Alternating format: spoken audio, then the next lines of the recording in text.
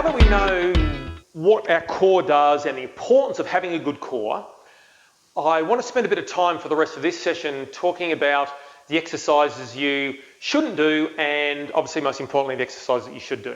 So the problem with some of these exercises is that even an unconditioned person can do these exercises but they're not doing them well, and the main reason is that they are utilising the hip flexors to do most of the movement pattern, and what that does is that puts a huge amount of load on your lower back and doesn't really improve your core strength that much.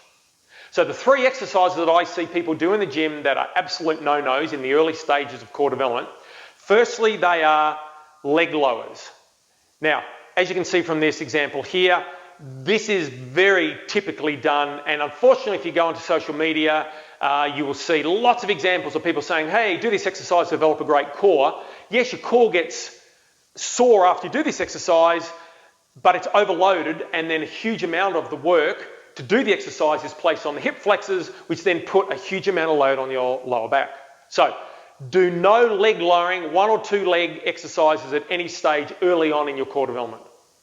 The second one, which is an interesting one, this exercise piece of equipment was around in the 1970s. This is what's known as the ab roller. Now, a very quick story. The first memory I have of doing any form of exercise was I found an ab roller in my mother's cupboard, and I remember taking it out and I knew how it worked, got on my knees, I grabbed hold of the handles, I rolled back and forth half a dozen times, and clearly remember the next day almost not being able to walk properly because I had done so much irritation to my hip flexors, and in particular where my hip flexors attached to my lower back. My lower back was sore for days. So it's an exercise that is highly advanced because there is a huge instability component at the end that you're hanging on to. It just isn't a suitable exercise at all until you've really developed a high level of core strength.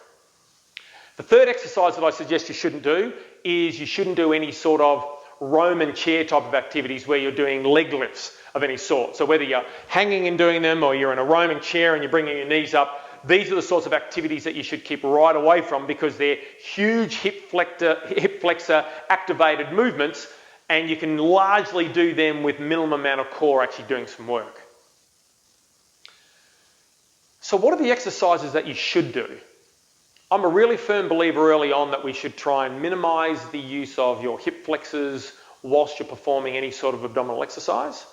And the next clip takes you through the 3 core exercises that I suggest that you should do as starters to start to develop the right contraction patterns and the right strength through this core region to allow you to then move on to some more challenging exercises that we will cover later on in the course.